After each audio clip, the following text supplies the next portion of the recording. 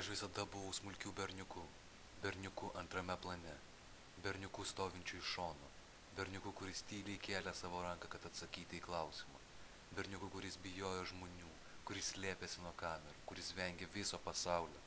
Ir aš visada buvau uždaras, visada sulaikydavau save, visada buvau ramus. Žinote, aš niekada neleisdavau savo pasakyti savo nuomonės. Niekad neduodavau balsą, išvis nedariau nieko. Bachūrai, aš tiesiog atsilenkiau atgal ir plaukiau palei tekėjimą, lyg gyvenu kitoje planetoje. Bet kai kas pasikeitė vieną dieną. Aš supratau, būdamas paaugliu, aš nenoriu likti tokiu visą gyvenimą. Todėl, kad žmonės, kurie taip pat silpni kaip ir aš, negalės gerai gyventi. Jie neturi motyvacijos, nėra tikslaus apsisprendimo.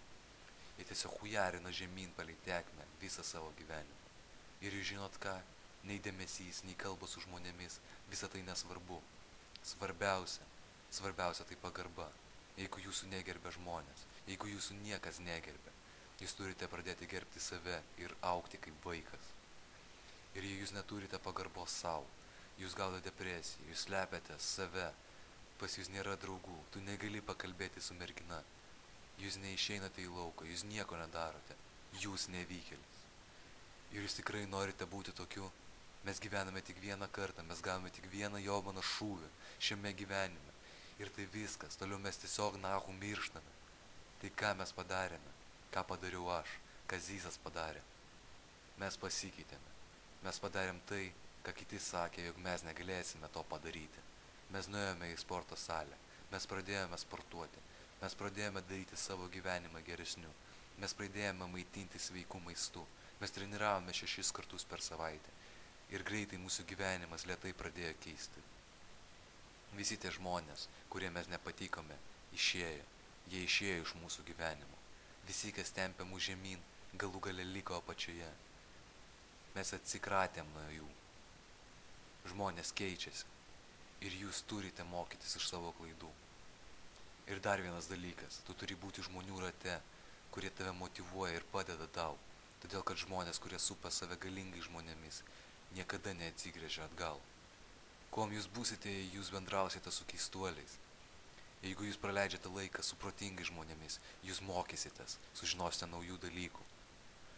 Taip, kad tiesiog paminkite, apsukite save žmonėmis, kurie palaiko jūs, kurie turi jūs sunkiai treniruoti, kad jūs galėtumėt pasiekti savo svajonę. Todėl, kad pas mus mažai laiko tai padaryti, vyre. Tu turi realizuoti savo svajonę, kol tu dar jaunas, kol mes dar galime tai padaryti. Daryk visiškai ką nori, būk daktaru, advokatu, profesionaliu kultūristu. Daryk, blėt, visiškai ką nori. Neklausyk, ką sako jobani keistuoliai. Jeigu tu nori kažką padaryti, daryk. Žmonės sakė man nereikia eiti į sporto salę. Aš niekada netapsiu dideliu. Aš niekada nebūsiu reljefingu. Ei, jūs mudakai, kas su manim dabar? Aš užsikačialinęs, reljefingas, bet aš dar vis nelaimingas. Ir žinote kodėl? Ne todėl, kad jūs tai pasakėte, o todėl, kad aš noriu toliau tobulėti. Sau, senai, savo gyvenimui ir dėl savo brolio. Man tiesiog nusispjaus, ką sako kiti. Visa tai man ir visa tai mano broliui ir visa tai jo atminčiai. Jūs rasite priežastis, kodėl jūs vaikštote į sporto salę, kodėl jūs treniruojatės. Tiesiog išmokite būti savimi ir galų gale jūs padėsite plėtotis. Jūs sustiksite naujų žmonės, jūs pradėsite mokytis naujų dalykų. Tai tiesiog sueina iki to, ant kiek jūs motyvuoti padaryti tai, ką jūs norite šiame gyvenime. Tiesiog paminkite apie tai. Kaip aš jau sakiau, pas mus yra tik vienas sušiktas šūvis visam gyvenimui, bachūrai. Taip, kad pamastykite. Nereikia tai įrodinėti man ar kitiems žmonėms. Visų pirma, jūs tai įrodote savo. Todėl davai parodykit visiems, parodykit savo tėvam, parodykit savo draugam. Geriausia, kom jūs esate. Geriausia, kom jūs galite būti.